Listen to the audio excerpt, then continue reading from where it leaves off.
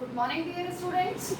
As in the previous video, we have discussed the third category of chemical properties of phenols, in which we were discussing about the electrophilic substitution reaction, and we have discussed a very important reaction, that is Riemann-Tiemann reaction.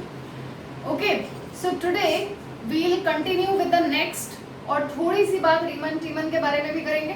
ठीक है. The next important reaction is Kolbe's reaction, and that is also known as by the name of Kolbe-Schmidt reaction.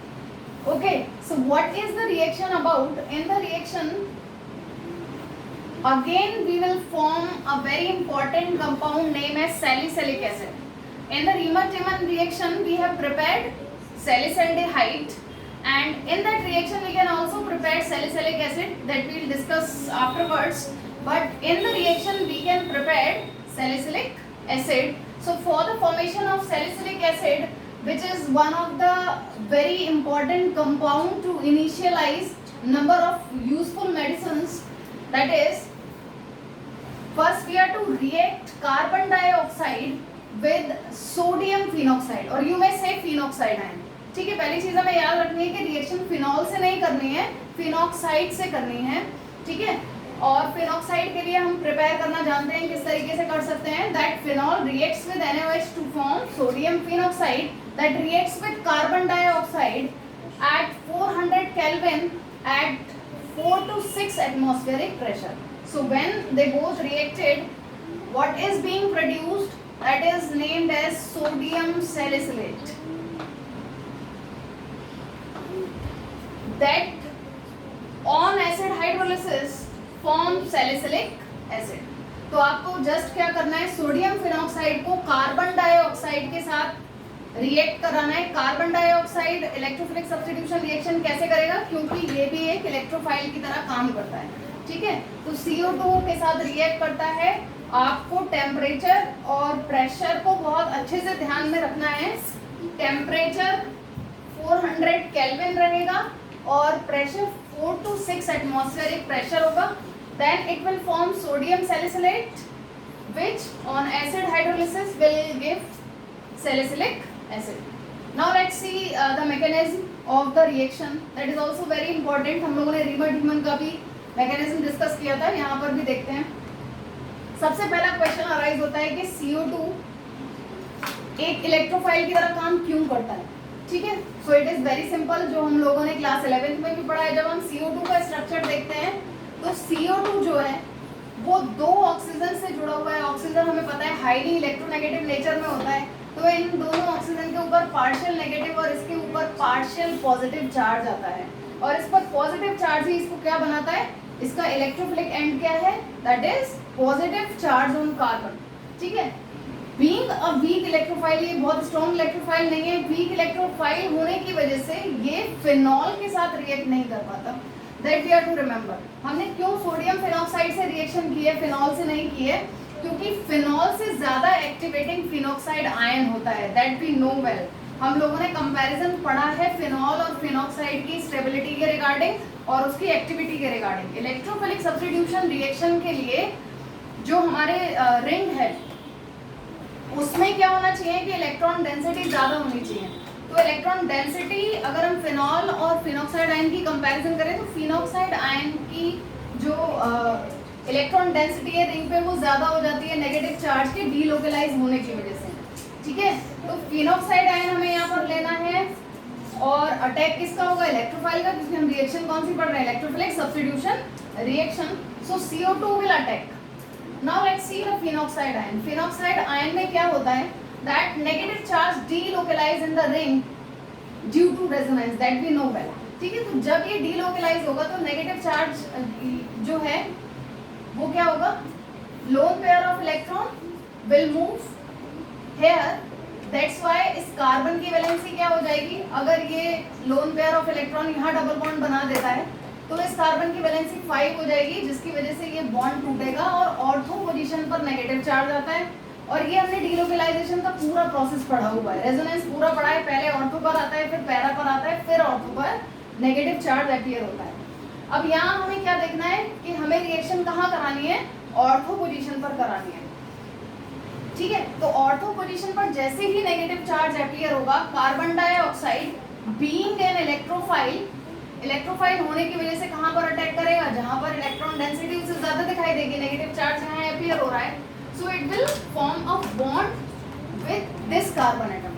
Now let's see, ये bond हमारा टूट गया है, double bond के form में यहाँ पर अपीयर हो गया है, ये सॉरी डबल बॉन्ड ये लोन पेयर के शिफ्ट होने की वजह से यहाँ पर अपीयर हो गया, ठीक है, और जिसकी वजह से ये वाला बॉन्ड टूटकर नेगेटिव चार्ज के फॉर्म में आ गया, जो कि हमने यहाँ पर देखा, ठीक है। इस नेगेटिव चार्ज की वजह से इलेक्ट्रोफाइल यहाँ अटैक करेगा, बॉन्ड बनाएगा। अगर ये कार्बन जिसके ऑलरेडी 4 बॉन्ड है, हमें पता है carbon is tetravalent in nature, पहले से मालूम है 4 बॉन्ड होते हैं, 4 ऑलरेडी हैं यहाँ पर, so when it will form a bond with this carbon atom, तो टोटल कितने हो जाएंगे 5, and that would not be stable.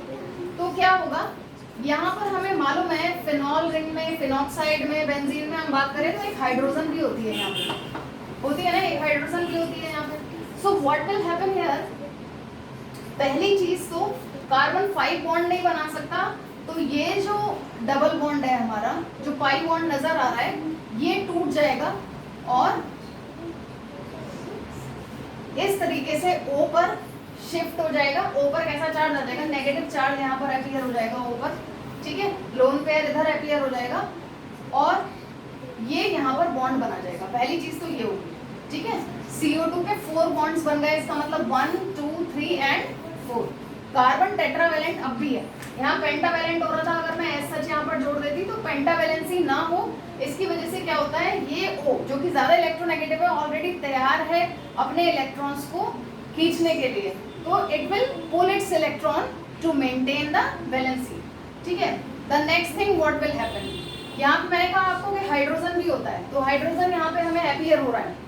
अब नाउ हम क्या बात कर रहे थे, यहाँ पर इसने बॉन्ड टूटने की वजह से अपनी एरोमेटिसिटी लूज कर दी, ठीक है, एरोमेटिसिटी लूज कर दी, तो उसको मेंटेन करने के लिए जो हाइड्रोजन है, इस हाइड्रोजन को क्या दिखाई दे रहा है, ज्यादा इलेक्ट्रोनेगेटिव O, जिस पर कि ऑलरेडी नेगेटिव चार्ज है, जिसको जो अपने इलेक्ट्रॉन्स को हाइड्रोजन को प्रोवाइड कर सकता है, तो हाइड्रोजन यहाँ दोनों अपने इलेक्ट्रॉन डोनेट करके कहाँ पर चला जाएगा, O के पास चला जाएगा, और इस तरीके से COOH फॉर्म होगा, ये H इधर शिफ्ट हो जाएगा अपने दोनों इलेक्ट्रॉन्स लूज करके, जो कि पाई बॉन्ड के फॉर्म में हमें यहाँ दिखाई देंगे, ठीक है। अब जैसे ही ये बॉन्ड बना, तो इस कार्बन की वैलेंसी अब देखिए कितनी हो गई, 1 2 3 4 5।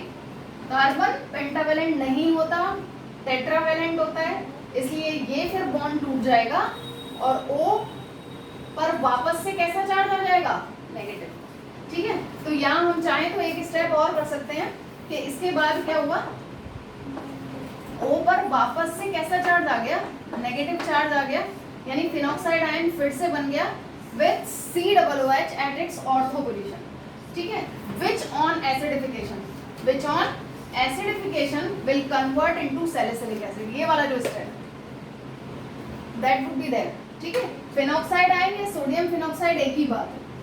तो इस तरीके से मैकेनिज्म होती है, एक बार फिर से समझ लेते हैं। कार्बन डाइऑक्साइड अटैक करेगा फिनॉक्साइड आयन की ऑर्थो पोजीशन पर, ठीक है, ऑर्थो पोजीशन पर अटैक करेगा, तो जब रेजोनेंस शो होगा और ऑर्थो पोजीशन पर नेगेटिव चार्ज आएगा, CO2 बॉन्ड बनाएगा, CO2 के बॉन्ड बनाते ही इस कार्बन और इस कार्बन के बीच में जब हम देखते हैं कि कार्बन की वैलेंसी क्या हो जाती है, पेंटावैलेंसी शो करने लगती है, तो ये अपने पाई बॉन्ड को नेगेटिव चार्ज के फॉर्म में O के पास वापस दे देता है, यानी ये वाले O ने अपने दोनों इलेक्ट्रॉन्स को वापस से ले लिया और यहाँ पर बॉन्ड बना लिया।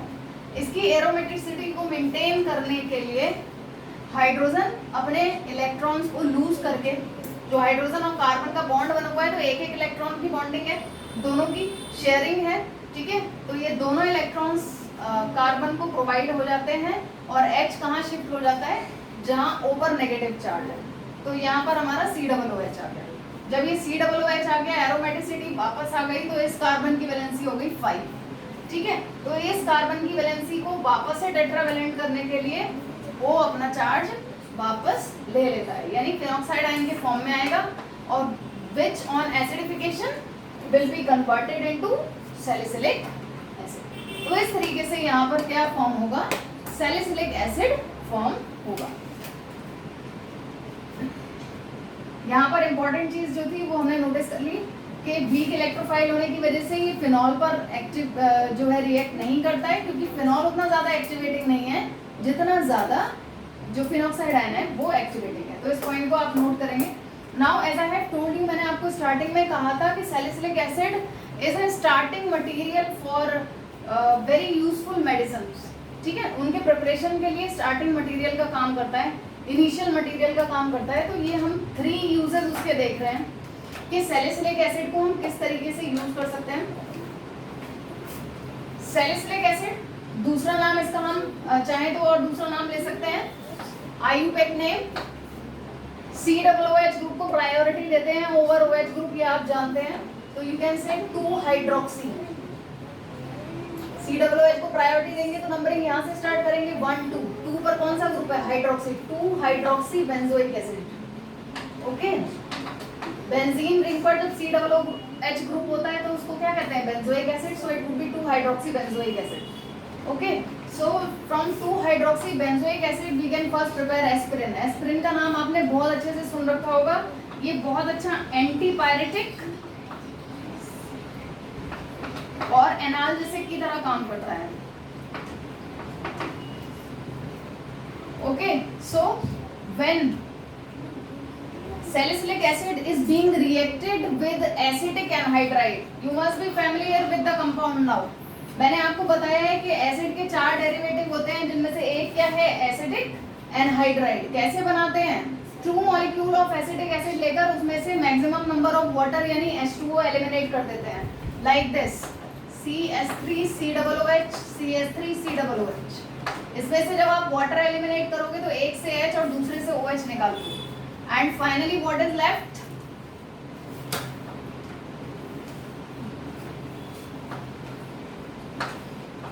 ठीक है, फाइनली यहाँ पर क्या नजर आ रहा है हमें? CH3CO दोनों में कॉमन है, hold twice acidic anhydride। So when it is reacted with acidic anhydride in presence of glacial acetic acid, glacial acetic acid basically क्या है अभी बताती हूँ मैं आपको। ग्लेशियल एसिटिक एसिड की प्रेजेंस में जब रिएक्शन कराते हैं तो कहाँ पर रिएक्शन होती है? OH ग्रुप पर रिएक्शन होती है। ठीक है, हम लोगों ने रिएक्शन को पढ़ रखा है। और यहाँ पर क्या फॉर्म हो जाता है? अल्कोहल और एसिड का derivative. So it will form acetyl salicylic acid. ठीक है, ये ग्रुप क्या है? CH3COO ग्रुप है। So 2 acetoxy salicylic acid will also be the name of aspirin. पहला नाम क्या है? एसिटाइल, एसिटाइल ग्रुप है, सैलिसिलिक एसिड, एसिड का डेरिवेटिव है इसलिए 2 एसिटॉक्सी सैलिसिलिक एसिड। COCH3 जुड़ गया, H को आपने एलिमिनेट किया है और CH3COOH को एलिमिनेट किया है, यानी यहाँ पर जो बाय प्रोडक्ट बनेगा that would B acetic acid. Now what about glacial acetic acid? Acetic acid anhydrous condition में, और आप कह सकते हो बिलो रूम टेम्परेचर क्या बनाता है?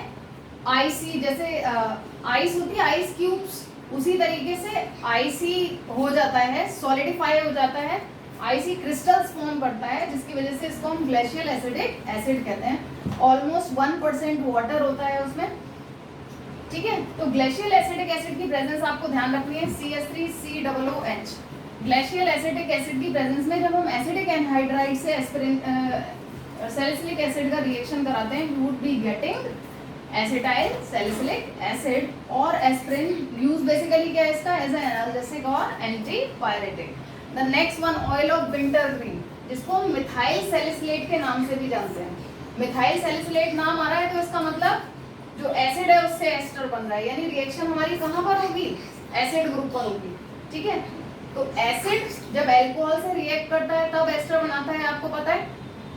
तो आपको एक अल्कोहल से रिएक्शन करानी है, अल्कोहल कौन सा लेंगे? मिथाइल सैलिसिलेट है, इसका मतलब मिथाइल अल्कोहल लिया होगा। OH एज सच रह जाएगा, रिएक्शन यहाँ पर होगी। हम लोगों ने पढ़ा हुआ है कि हमारा जो H है वो यहाँ से एलिमिनेट होता है, OH यहाँ से एलिमिनेट होता है और COOCH3 यहाँ पर बन जाएगा। ठीक है, और इसका नाम क्या होगा? Methyl salicylate. ठीक है, सैलिसिलिक एसिड था, उसका H हट के मिथाइल आ गया, तो उसी तरीके से आपको नाम लेना है methyl salicylate would be the name. इसका बेसिकली हम कहाँ पर यूज करते हैं? in perfume industry we use it, in flavoring agent we use it, ठीक है। मेडिसिन में भी यूज होता है हमारा, जैसे आयोडेक्स वगैरह बनाने के लिए यूज किया जाता है इसका। रूमेटिक पेन में बेसिकली यू में से एक्स में इसका यूज किया जाता है। So it is also having the medicinal use. And the last one is salol. Salol का दूसरा नाम क्या है? Phenyl salicylate. ये क्या था हमारा? Methyl salicylate. ये क्या है? Phenyl salicylate. इसका मतलब अगर यहाँ मैंने मिथाइल अल्कोहल लिया तो यहाँ पर मुझे फिनाइल ग्रुप लाने के लिए क्या लेना पड़ेगा? Phenol. So it is to be reacted with phenol. यहाँ पर ध्यान रखना है टेम्परेचर 473 केल्विन रहेगा। And again the same thing will happen, OH from acid and H from alcohol, यानी phenol, not alcohol basically. Phenol से H एलिमिनेट होगा और यहाँ पर बन जाएगा OH COOC6H5, that is phenyl salicylate. So like this these three medicines are basically, ये इसका यूज कैसे किया जाता है? As a antiseptic. You have to note down कि इसका यूज क्या है, एंटीसेप्टिक की तरह इसका यूज किया जाता है। सो like this these three are having the medicinal use that is being prepared from salicylic acid. तो that is about the Kolbe's reaction और Kolbe-Schmidt reaction। नेम रिएक्शन के फॉर्म में भी पूछा जा सकता है, कंप्लीट द रिएक्शन के फॉर्म में भी आपसे पूछा जा सकता है, बहुत इंपॉर्टेंट है। अब मुझे आपको बताना है, मैंने जैसे कि कहा आपसे कि रीमन-टीमन रिएक्शन हम लोगों ने लास्ट वीडियो में पढ़ा था। वहां पर हमने क्या देखा था? सैलिसल्डिहाइड फॉर्म किया था। उससे हम सैलिसिलिक एसिड भी प्रिपेयर कर सकते हैं।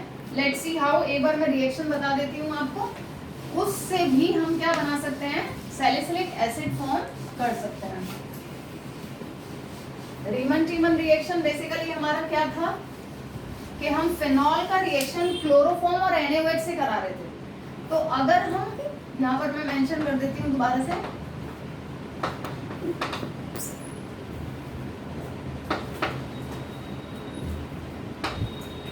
सो इससे अब हम क्या बनाने जा रहे हैं? Salicylic acid. So in the case what we have to do, हमने उस दिन देखा था कि फिनॉल का रिएक्शन क्लोरोफॉर्म से कराया था। अगर मैं क्लोरोफॉर्म की जगह कार्बन टेट्राक्लोराइड ले लेती हूँ और NaOH ले लेती हूँ, then we are to heat it 373 kelvin temperature, वही आप मेंशन करेंगे। तो यहाँ पर क्या होगा हमारा?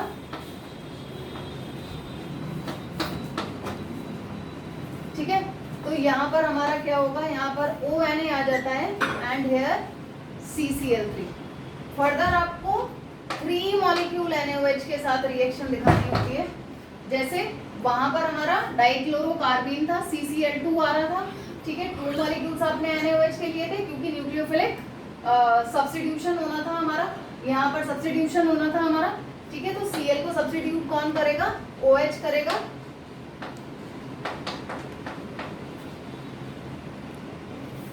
और इस कार्बन पर, इसे नीचे लिख देते हैं,